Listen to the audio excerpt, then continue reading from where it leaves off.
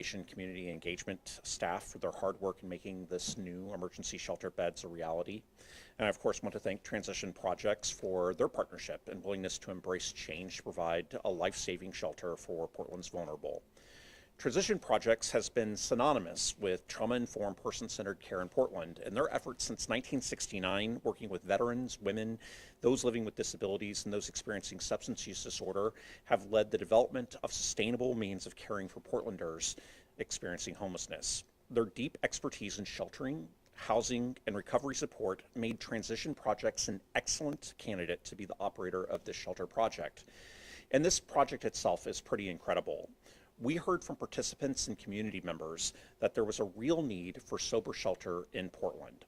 These 200 recovery-oriented beds will provide those wanting sobriety a safe, sober night of sleep. Transition Project's long-standing work in recovery support will create needed connections for participants to other services and support. And we look forward to seeing the impact that this shelter has and will have on our participants' lives. And rest assured that the City of Portland will also do its part. Our community engagement and community outreach teams have already begun to flood the neighborhood with resources including priority camp removals, trash abatement, and graffiti cleanup. And we are working with nearby businesses and community members to improve the livability of the Grand Avenue corridor as we care for not only our unhoused but also our housed neighbors. And as we move forward into these colder and wetter months, this is a critical time for us to encourage those that are living on Portland streets to come inside. And I'm going to turn it over to Nikki from Transition Projects. Thank you. Hello, I'm Nikki Ferguson. I am the Vice President of Shelter Services at Transition Projects. Transition Projects is so proud and honored to be in partnership with the City of Portland to open this new shelter. The Southeast Grand Recovery Shelter is a recovery-oriented shelter. It is for those that are seeking a drug and alcohol-free environment. So the shelter will provide 140 beds, and we will be able to expand to 200 beds during severe weather. The shelter's hours of operation will be from 9 p.m. to 7 a.m. And we are serving adults 18 years of age and older, both male and female identifying.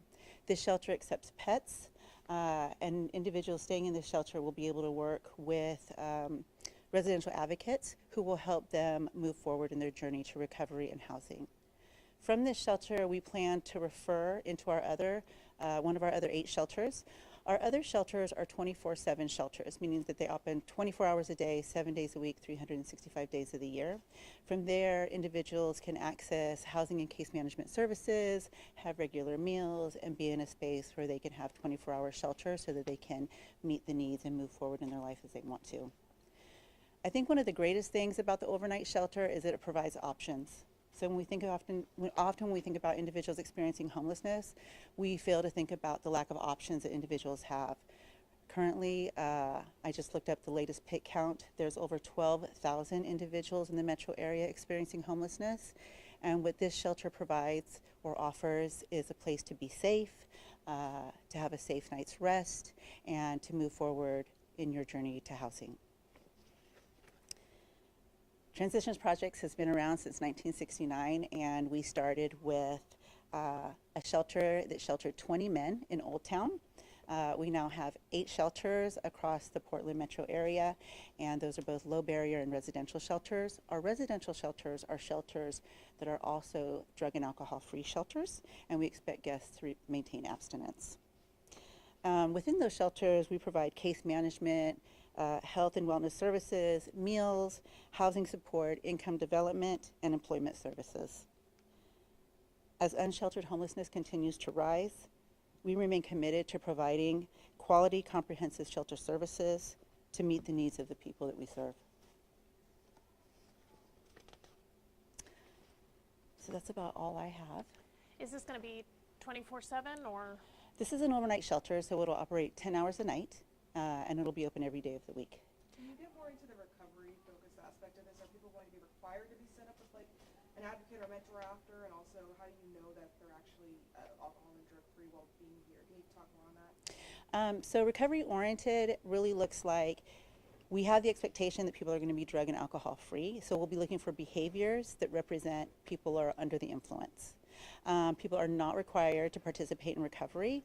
It's more about people just having goals in their life and this meeting the needs and some specific goals for a group of individuals. But if they want to, will you guys provide those stepping stones after, or? Absolutely. So that's one of the reasons we want to refer into one of our residential programs. So if somebody's saying like, oh, I want to get into recovery, or I need more support, or I need 24-hour services so I can do these things that's going to support my recovery, then we want to refer them over to one of our residential shelters, which would be Clark Center, Jean's Place, or Doreen's Place, so they can get that support. How does limited availability shelter help in recovery specifically? You know, if somebody is more in different hours of the night awake because they're still in the recovery process, for example, how does a shelter that is only open at night help with that? So a shelter that's only open at night provides safety and a safe place to be. So for individuals experiencing homelessness, people often think about, you know, where am I going to sleep? Where am I going to stay? What am I going to do? How am I going to survive this moment? So a space like this gives somebody some time to rest and relax and not be in survival mode. And with that, you can create a plan. There's also people here you can talk to, you can connect with resources, you can find out about resources that you may not know about, and that helps people connect in their recovery journey. The other thing is that when people get together that all have the same goal or a similar goal, they find support in that. And so that helps support people to move on to their next steps. Will there be on-site security or any form of that? There will be on-site security. Are they through, who are they through? Like through the city, or is it just like a third party? It's just a third party. So, I mean, obviously this is a challenging neighborhood, and this is not a low barrier shelter necessarily. You're not taking everybody. How do you plan to deal with that challenge where you have a lot of people out on the street right now experiencing mental health crises? How do you plan to deal with those neighboring communities? So when folks come to us and want to gain entry into shelter, if somebody does not appear to be drug and alcohol free or appears to be under the influence, then we will give them a list of other shelters that they're able to access, that they would be able to get into if they were. Are you providing transport there? If needed, we can, yeah. And that would be done through like a bus pass or maybe a cab service. And then and this might be a question for you, Rob, with the city's, I can't remember the name of the policy, but you're focusing on this neighborhood as a result of this shelter. When do you expect to see results with that? We're already starting to see results. So when we announced that we were going to open this site as well as partner with City Team at City Team Grand, we began to start working with neighbors, including Block Talk, which is one of the major community networks in this area, to really see what they needed to feel like that there was a level of livability being improved upon in this particular area. So the community engagement zone surrounds each of the sites by 1,000 foot, and then those residents and businesses and community members get priority access to things like, as I said before, camp removals, graffiti abatement, biohazard removals, etc. So we're already seeing that support. And so if people are seeing a campsite, if they're seeing things that need to be addressed in this part of the community, then they only need to make a report, and they are prioritized as a show of good faith in our work with the community. That's only within 1,000 feet of the shelter, though? Those are the priority access. So it's not like 1,001 foot that you wouldn't. Instead, what that means is that if you're within 1,000 feet, you would have priority access, but you're still part of, the city of Portland's, constituency, meaning that you would still have access to those things, but there's a level of priority for those that are living around this particular shelter. So some of the people that are now camped just like one street over where we parked, have they been engaged with yet? Have you guys talked to some of the people that are standing outside right now? We have, actually. So we have our city outreach team, and as well as PSR are on their way to interact with the individual that has been outside. So this is an ongoing project.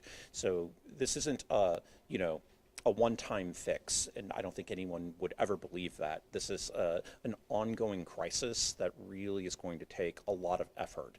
But as part of that kind of continuum of care, there need to be a lot of different solutions to meet people where they are. And so, individuals that are experiencing mental health crises needs a certain level of support and services than somebody that just, is freshly into homelessness that maybe just is down on their luck that needs someplace to stay tonight so that they're not in survival mode tomorrow. I know other shelters in the area have like a limit as to how early people can start lining up and how soon they have to leave after. Is this gonna have a cap, or are people just gonna be lined up starting at 5? I know they open at 9. People will start lining up at 8:30, and then we'll promptly bring them in at 9. And if people are lining up before then, We're going to ask them not to. All of our shelters, all of Transition Project shelters operates with the behavior guidelines, and so there are expectations that are placed on participants that want to access shelters. So if we see people lining up early, we'll give them a warning and a coaching and talk to them about the importance of not doing that and why. and this was specifically chosen as a location, can you kind of talk about why specifically here? Yeah, I could talk a little bit more about why this location. First of all, we found that there was real need in this particular area. This is a challenging neighborhood that has and has historically had a lot of camping, but we've also seen that as we're looking to open shelter across the city of Portland, this area in particular had a real need on this side of the river. So we had been opening a lot of shelter in north part of the city of Portland, as well as in downtown, Old Town, in, as you probably remember, the Pearl. And so this area was kind of the next area that needed additional support and services. It's well connected both by transportation as well as to other services to be kind of a next part of this hub to provide more comprehensive continuum of care. Do you expect to have more security and resources at this shelter that you have to have for some of your other shelters, given the difficulties of this neighborhood? There's not an expectation for that.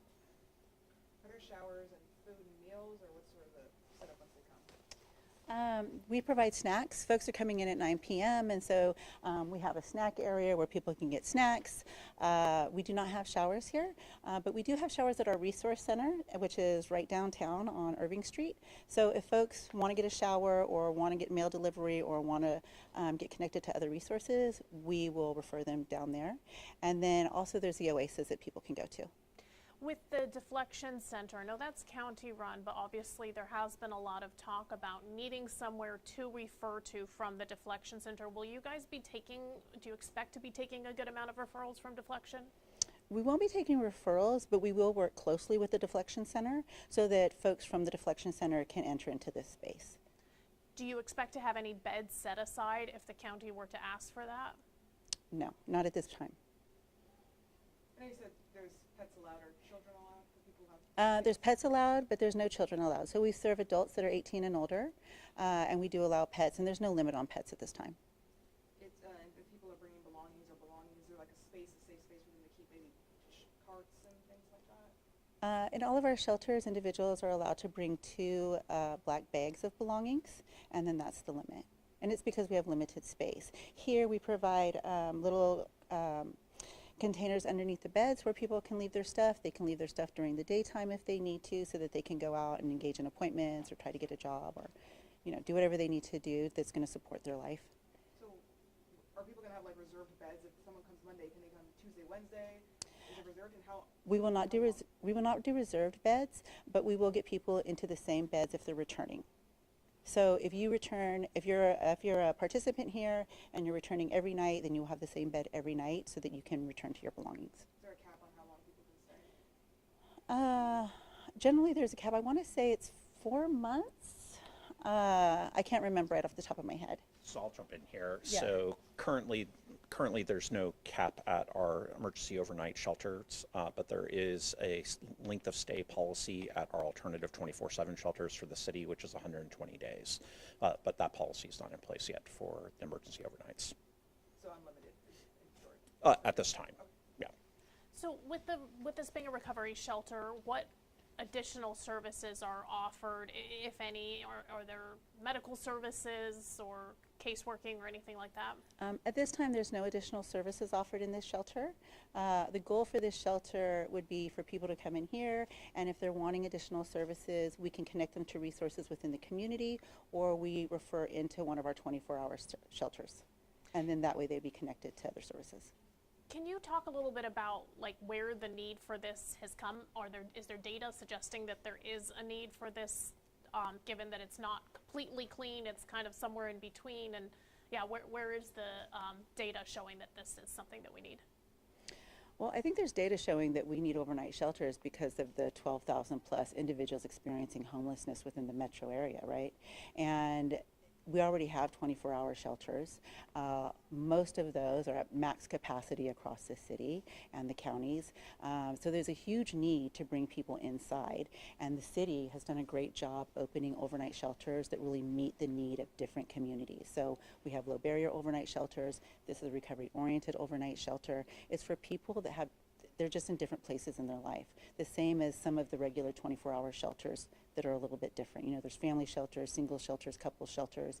And so what I think is that, you know, the city and transition projects is working closely together to meet the need, and the needs keep coming, right? So this shelter is going to meet the need of a population, and then it's going to help people move on to where they can access recovery. You cannot access recovery services or gain employment if you're on the street worried about where you're going to sleep night after night. You're being rained on, you're in the elements, you're being a victim. You know, it's challenging, to say the least. And so this is absolutely a need, right? And this is going to be the space where somebody can then move forward in their life. Without this, there's no hope for people. We have to have spaces where we can bring people inside. Rob, are there other overnight only shelters that are recovery geared, or is this the first one in the city? So this is our second. We partnered with City Team Grand to keep their Grand site open. They've since moved and opened a different site that is in downtown. Just adding on, one of the things that we'd been talking to both community members and participants at our other shelters about was asking, what else do you need to be successful in going on in your housing journey? And what we were hearing from folks that were just newly out of recovery or wanting to make the turn is finding a community of support that has sober, safe shelter, that this was an option for them getting into emergency overnight, but they really needed someplace else to go where they felt like there wasn't a temptation for other drugs and alcohol use, and that they could be around like-minded community members that are in their network that also felt like they needed sobriety and a safe, sober place to sleep. So the data that we had, in addition to kind of the need that we're finding from the by name list for that Multnomah County has, was that we were hearing from participants that this is something that they really want and really needed. And we've seen that moved into fruition with the utilization rates that have been happening at City Team Grand, which have been growing night after night over the last couple of weeks since they've opened. And that's an overnight only shelter? That's correct. And it's geared towards recovery? That's also correct. I know that we talked about this already. I'm still trying to understand some of the details. So Sure. Is there someone at the door saying, no, your behavior doesn't qualify, yes, your behavior does? Like, help me understand the logistics here. The expectation is that people are coming to this particular site and that they are expected to be sober. So there isn't a breathalyzer test or a drug test as they come in. There's an expectation that a certain level of behavior will be maintained, and then from that point, if you're not maintaining that level of behavior being identified, then you'll be referred to a different shelter, given options to, this might be a better shelter that meets your particular needs at this particular point in time, but this shelter maybe isn't right for you right now. Does that make sense? Yeah, so it's not a screening at the door. It's more like if you say you want to be in recovery, then you can come in, and then if you don't fit in, then we'll tell you to go somewhere else or refer you somewhere else. We'll give you options to a different shelter. Okay. Correct. Any other questions? Sorry, last one. Can you talk about the costs to set up, to run, all of that operational? Yeah, I'll have to get you specific numbers later. Just give me your contact information. I'll be happy to do that. Okay, Yeah. sounds good. Last thing really fast. I know you said that you're referring people to residential or more, 24-hour shelters and things like that. Is there an option for everybody here? Do you have enough room for that? If, let's say, the majority of people in the room want to further, go somewhere else after this, or is it only for a select few? Well, I would say it is an option for everyone that enters this shelter. Now, the ability for people to transfer depends on a lot of things. Possibly somebody finds housing or a job and no longer wants that. Maybe somebody decides that they want to move to another shelter. Maybe somebody decides this isn't the shelter for them. But for folks that stay here and that say that they want to move on to a recovery-oriented shelter, then yes, they have the option to move on to one of our 3 residential programs. And we will work as hard as we can to get them connected to recovery resources. And this is the 8th or 9th transition project shelter. This is the 9th. Our other 8 shelters are all 24/7. This is your first overnight. This is our only overnight shelter. It was not the first for us, but it is our only one at this time. Sorry, I did say last, but I have one more. Can you talk about, with this neighborhood being, obviously there's people in active addiction, there's people using just down the street. If you're having people come here who are trying to get sober, who are seeking sobriety, who don't want to see that around them, how are they dealing with that situation where it's right in front of them as soon as they walk out? I think that's a really great question, and I'm going to speak to it as somebody that has been part of the recovery community, and that is when you have the desire to be in recovery and you are around people that support recovery and you are doing things that are related to recovery, what's happening around you is not as important, right? The twist to that is sometimes the people around you see what you're doing and know where you've come from and want to be part of that. So this shelter, being in this community, might actually reach folks that haven't thought about recovery to want to take some steps to find recovery. Great, thank you. Thank you.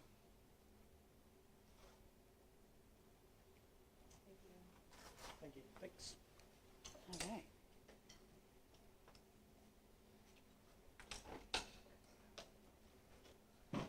Does anybody need one-on-one interviews with either Nikki or I? Okay. Pretty much one-on-one anyway. Yeah. Can I get you have my contact, right? Yeah. I can email you. Yeah, that would be great. Thank you, Tony. I appreciate it. It is Robert Lane, right? I don't think we Yeah. met in person before. Yeah. We've talked many times Yeah, on the phone, and I just all want the to make time. sure that I'm like reaching the right person. Yeah, absolutely. Okay, great. Yeah, if you send me a quick email, I'll send it over. Transition I appreciate it. Yeah, absolutely. Shelters that were overnight shelters. How was your holiday? That was before I. It's great. I got married. Oh, really? Yeah, it's my Congratulations. partner of like 16 and a half years, so That's a good time to it's get nice. married. Yeah. But the other 8. We just did the Multnomah County Courthouse situation. Oh, okay. Marriage, wedding ceremony for all the, Oh, thank you.